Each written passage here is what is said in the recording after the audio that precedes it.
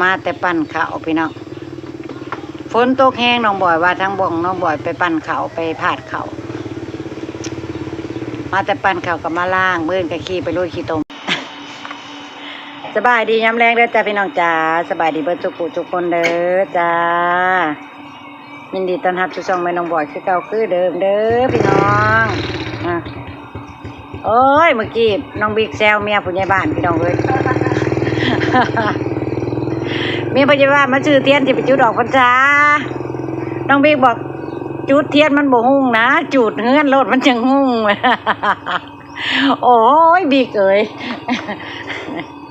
แนะนำเมียผู้ใหญ่บ้านให้เผาเฮือนรถให้จุดเฮือนรถมันจังหุ่งมันหุ่งโพดอันนั้นเนาะ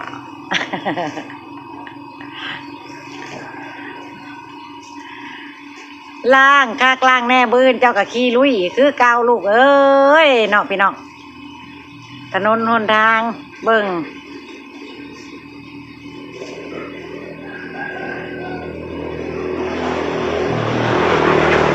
เมื่อกี้ฝนตกเลยพี่น้องตกปล่อยๆมาหน่อยหนึ่งพอดีเปื้อนนั่นแหละแล้วก็ยุดไปพอดีอันเฮ็ดให้อันชาวไร่ชาวนาเพิ่นผู้เกี่ยวข้าวดอใจตู้ตุ้มต้อมแล้วแนวนี้นะบดจิมากับมาเอาโลดฝนก็ได้แต่ก็คือสิบ่ร้ายแรงคือพายุบัวลอยดอกเนาะพี่น้องบัวลอยน่ะป๊าดหุนแฮงเอหลี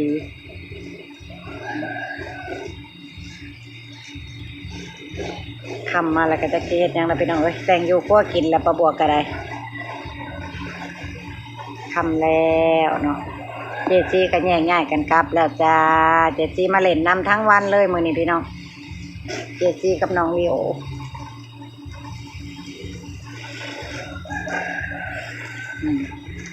มาเบิ่งอันขี้ก้างน้องบอยจ้าพี่น้องบ่แม่นก้ามเด้อมีแต่ก้างผู้กระดูกคางไล่กันย่ำอยู่ปานนั้นก็ยังโชว์อยู่บอยนี่ใช้ก้ามนะนี่ใช่กล้ามนะคือมีแต่ก้าง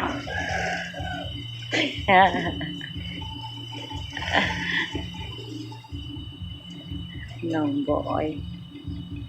อยแขนหักไปพี่น้องเลยสังเกตกันตอนเพิ่นอยู่โรงเรียนประถม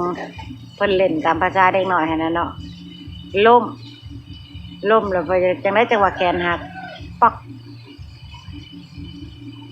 เห็นบอกแขนเพิ่นสิเป็นเด้งๆเนี่ยนะสิเสียลูกไปหน่อยหนึ่ง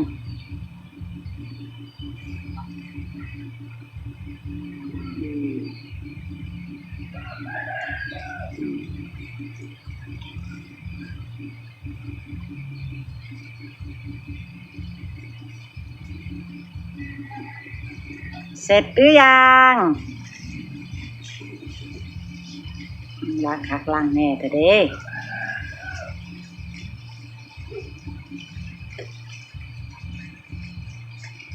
เบกปิดหน้าไม่อ้ายนะเบกโอเคครับโอเคครับน้องก็ได้โอเคครับ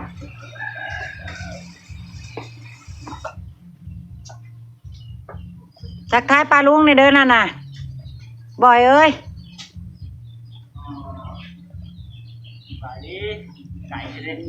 ไก่ได้แม่ซูม ปลาบัวซูมเอาพี่น้องโอ้ยแห้งกับกันผู้โอ้ยพี่น้องเอ้ยเอิ้น จะเป็นน้องบ่อยเปื้อนมันเปื้อนนั่นแหละฝนตกพอดีเปื้อนยังอ่ะเป็นคนนัวอยู่ได้บ่เอ้ยเป็นชัวรูวายอยู่บรรยากาศยามแรงๆครึ้มฟ้าครึ้มฝนเป็นอึมครึมบ่ซ่อมมือกับปะเจี๊ยบป้อมื้อนี่เมื่อยโยนเขาเลยสิเฮ็ดอิหยังสู้ลูกกินเด้มื้อแรงนี่พี่น้องเอ้ยปลาบวกก็ได้น้องบิ๊กยังนึ่งข้าวอยู่น้องบิ๊กนึ่งข้าวแล้วสิคิดเมนูก่อนอยากกินหยังลูก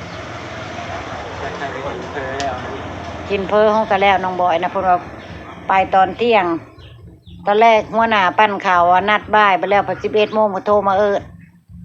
ก็เลยบริกินข้าวเที่ยงเลยไปเลยฮอนตะกลับมาแล้วก็มาลวกเพอแม่กินบ่หิวจะละติจังแม่สิเฮ็ดหยังสู้กินแล้วมื้อแรงนี่นะบ่มีฮอนแนวสิเฮ็ดซับคิดบ่ออกเฮ็ดกับบ่ทันได้คิดอยากปานใดแซ่ตู้ไว้อยู่ดอกพี่น้องเฮ็ดก็ได้แต่ก็บ่ได้อยากคิดอยากปานใดซับส่วนลุงพรกับห้องตะมาตัดเขาเอาหญ้ามาให้งัวเลย2 เท่าเลยลุงพรมื้อนี้2 เด้งลุงพรมาแล้วบ่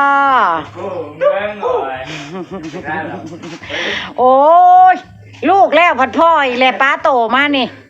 มันเป็นอะไรเด้มือนี่นะทักทายดีกว่ากายไปรีบกายสวัสดีพี่น้อง หน้าดำเลยพี่น้องไปจักมือเบิ่งหน้าลุงพรไปรับจ้าง2-3 มื้อโอ้ยหน้าคอแดดเผาเพิ่นติเนาะคิมไม่ใช่นะพี่น้องมันเห็นนะอีลุงพรหน้าดำปื้อนี่แหละชีวิตเจ้านาหลังสู่ผ้านาสู่ดินเนาะพี่น้องจอบาดานเนาะเป็นงานตามฤดูกาลนาให้นาหน้าก็ลุยเต็มที่โกยเป็นอะไรเมื่อยลายมืออื่นเคยเข้าตัดเนี่ยเขาจ้างเนี่ยไปอีกได้มือเอาอีกแล้วยังมีอีกได้ของเท่าแน่เด็กเราที่จ้างตัดเอาอีกแล้วป้าบัวว่านัดกับเจซีว่าจะไปขุดกิโลมืออื่นมือนี้กาบ่ได้ไปว่าจะไปแล้วเตรียมโตแล้วเป้กระเป๋าคักแน่แล้วจิแลนน้ำก้นเจซีเจ็บป้าบัวมักประเทศไหนเขาป่าว่าจะให้น้องบอยน้องบีขายไปแล้วมันโบแมนตี้น้องพี่น้องน้องบอยกาเตรียมโตสิไปปั้นเขาก็เลยบ่ได้ไปขุดกิโลน้ำจุ่มเพิ่นมือนี่อยู่ขายก๋วยเตี๋ยวป้าบัวก็ได้ลุงพรกับบ่อยู่เด้ลุงก็ยังซ้อมให้คนสิมาพอระบบตัดจ้ะพ้นกาพอดีเฮ็ดคู่เนาะเนาะแง่ๆเนาะแง่ๆอยู่ทางหน้าร้านนะพอดีชุ่มหน่อยนึงที่มันตกมันขึ้นมาพี่คนนะมาคำบ่อยว่าอยู่นารามมองคำบ่อยไปปั้นเขานะแห้งเหรอเปียกน้องบ่อยเปียกมาเลยพี่น้องไปปั้นเขามันตกไปจะนี่คนนะตกไปตามมันตามทิศทางลมไปทางใดก็ตกไปทางนั้นคือไปแต่แค่ตกอยู่ตกชะมันลุงพรอยู่พี่เนาะได้ช่องไหนยังไปพุทธห้ามมาอยู่มือเท้านี่นะทองมือเลยจะเหี่ยวแล้วห่วยเฮายกล่องมันเด้เฮายกล่องดินกำลังที่เป็นหัวกำลังลงหัวดินกำลังแตกเลยเฮายกล่องพ้นขาดเม็ดพ้นแล้วพ้นกระแหงแล้วต้องยกล่องให้ดินอันดินเฮาซื้อมาถมมันบ่แม่นดินพื้นบ้านเฮามันบ่ได้เก็บน้ำมาชุ่มชื้นเพราะปานใดเด้อน้องพี่น้องดินผสมขี้หินน่ะมันบ่แม่นดินแต่ข้าวพื้นบ้านตะกี้มีแต่ทมเบิดแต่แถวบ้านแถวหันเดินเฮือนปะบัวนี่นะบ่ติดบ่ตึมจังบ่ติดดอกอยู่ไกลอยู่น้องบีแค่1 ข้าวเสร็จปะบัวก็สิคิดหาเมนูเฮ็ดแต่งอยู่ครัวกินแล้วจ้ะพี่น้องจะสิกินหยังแหละถามกันก่อนถามน้องบอยกับบ่จักถามลุงพรก่อนบัดนี้ลุงพรสิกินหยังมื้อแลงน่ะกบเฮ็ดอะไรห่วยต้มป่นกินกับมักตัวปูหั่นเด้ป่นบ่ต้มตัวเดียวก็พอแล้วป่นกบบ่เฮิงเลยได้บ่ได้กินเนาะโอเคนั่นเด้ลุงพรละออกไอเดียมาแล้วพี่น้องให้น้องบิ๊กหน้าที่เพิ่นพี่น้องหน้าที่ของลูกชายละคอยจ้ะ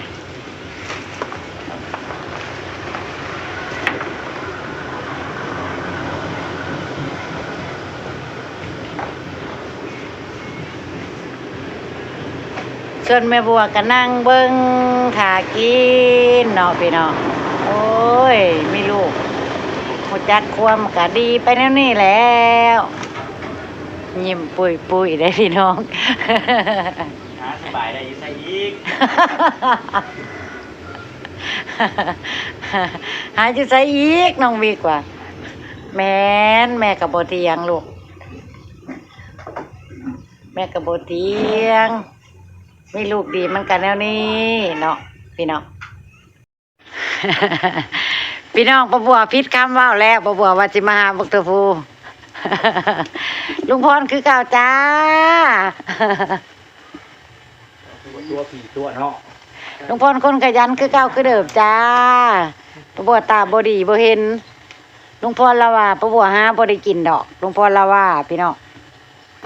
เขาก็ว่าอยู่เนี่ยแล้วย่องปวดนะย่องปี๊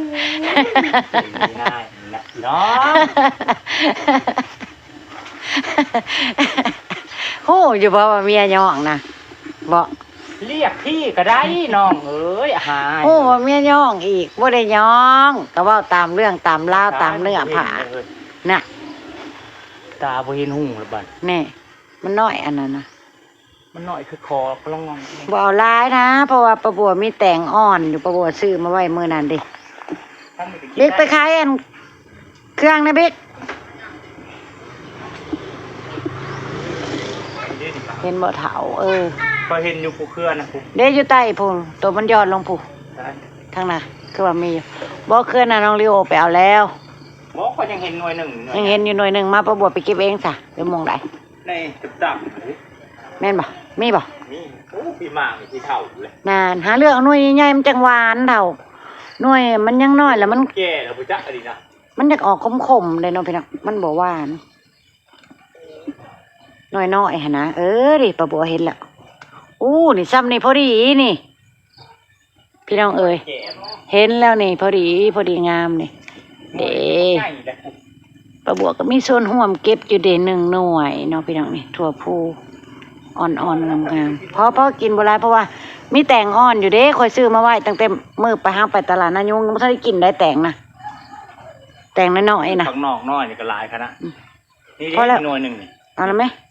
ใหญ่เลย พอดีเลยสัน พอดีบ่จังพอแล้วปะกินบ่เบิด อ่ะ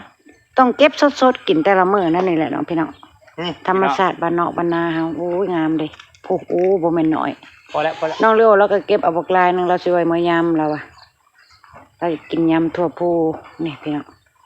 พอแล้ว บ่แม่นบ่หน่วยนี่ก็ได้อยู่เทิง เอาแม่หน่วยมันใหญ่เลยเก็บมาไว้รถเฮากินบ่เบิดเฮาก็ไปใส่ตู้ไว้เพราะว่ามันใหญ่แล้วปลาไว้ในเครือมันสิแก่เด้เนาะพี่น้องเนาะเอาแต่ตัวมันใหญ่อีหลียังวะใหญ่บ่คำบ่ใหญ่ปานใดก็บ่เอาพอแล้วเท่าพอพอจำนะมันยังอยู่ได้หลายมื้ออยู่ พอดีงานกัน อยู่ได้หลายมื้อซ้ำนี่นะเนาะพี่น้องนี่อู้สวยงามพี่น้องจ้าถั่วพลูยำถั่วพลูกุ้งสดน้องบิ๊กจุดเทียนออกพรรษาแล้วพี่น้องจุดเทียนถวายพญานาคเพิ่นว่าพ่อแม่พาเฮ็ดพี่น้องคำมาแล้วต้องจุดเทียน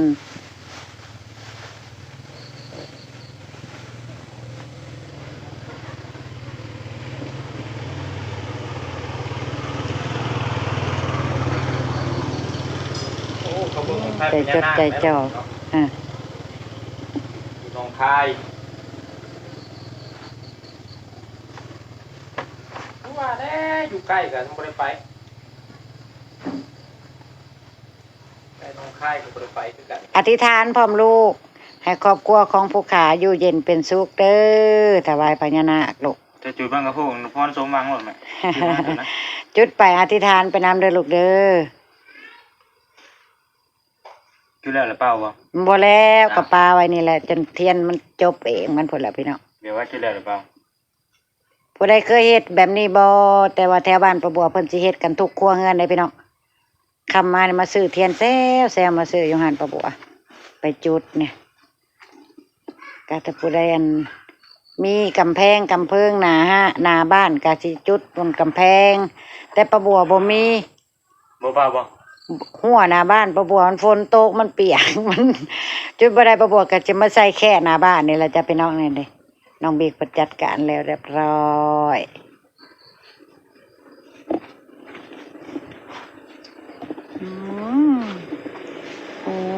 สบายใจเฉิบจุดเทียน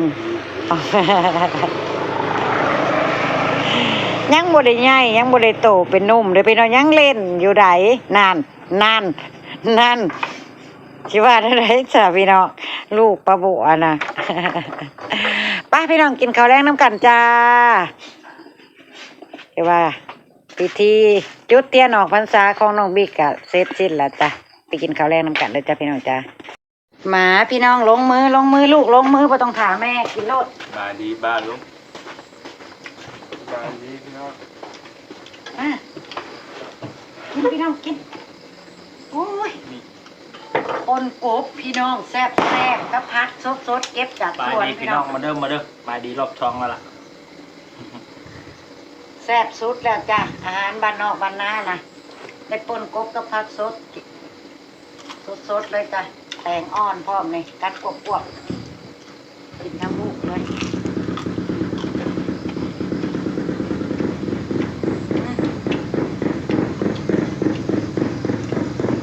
พริกจี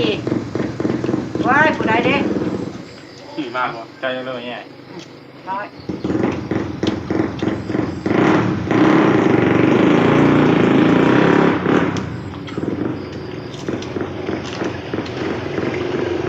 แล้วก็หวาน เฮ้ย ข้าวบริดักนั่นเนี่ย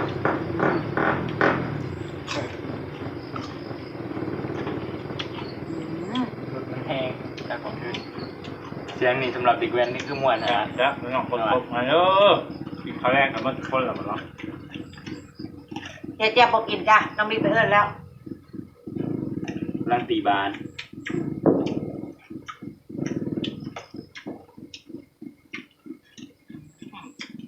แซ่บ จวดเลยหน่วยหนึ่งก็จวด หมูออกหมูเวอร์พริกจี้พี่น้อง อันนี้ว่ามาอันนี้ก็เป็นกินแบบวิชาเนี่ย เป็นไงลูก ทำแบบนี้กินแบบนั่นคือมันคือเผาบอกเขาเนี่ยฟังไทยหมดแล้วติดไปแล้ว พริกจี้ด้วยกัน จะกินทั้งมื้อสั่นโอ้นั่นแหละได้เนาะชื่ออันเดียวนั่นแหละ บอกเนาะ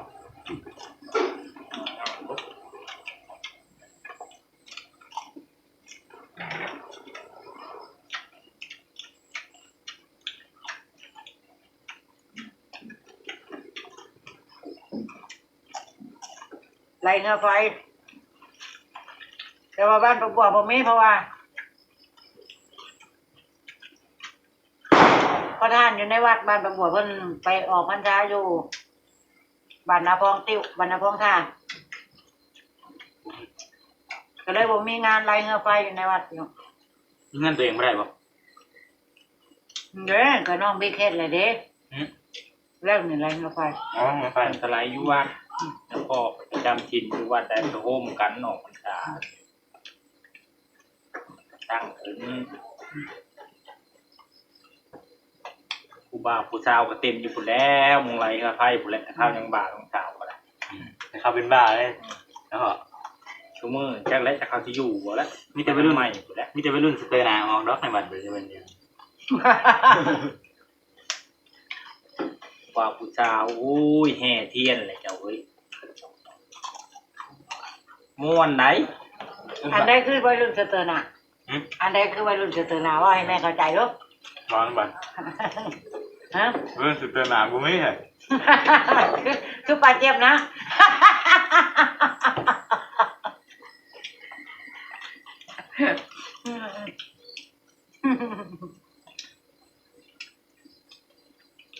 ว้าว อ้าวมึงไม่ได้กูบ้ากูทำอ่ะมึงเป็นทรงเป็นเทียน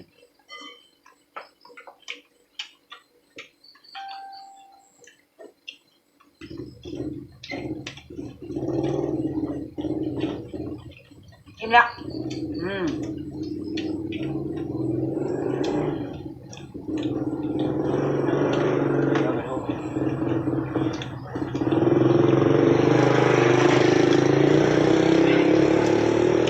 พี่กี่ลุงพรขึ้นมาเตะหูตึบแต่เด้เอาไปได้กันเลย ประมาณนึง อืม ช่วงว่างเลยพี่น้อง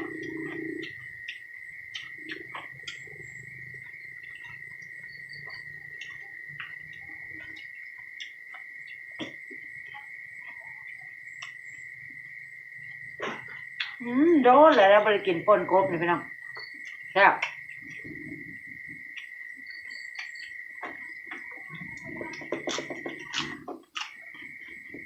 ยังไง เอามากินได้น้ำเย็นน้ำตู้ไม่เยอะ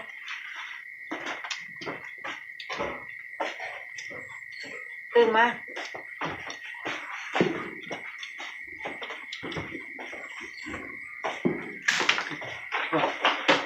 คนจุดผู้คนมาท่านจุดนี่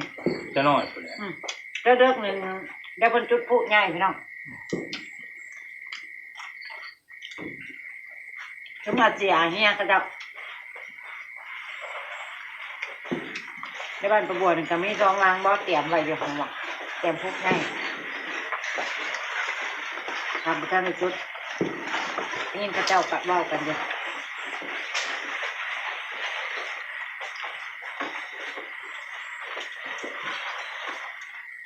เป็นน้ำแข็งกลับกินแป้งที่บริเกี่ยวไปปะ มาลุงมานั่งลาปลาลาลุงซะคลิปนี้ก็ยาวพอสมควรแล้วพี่น้อง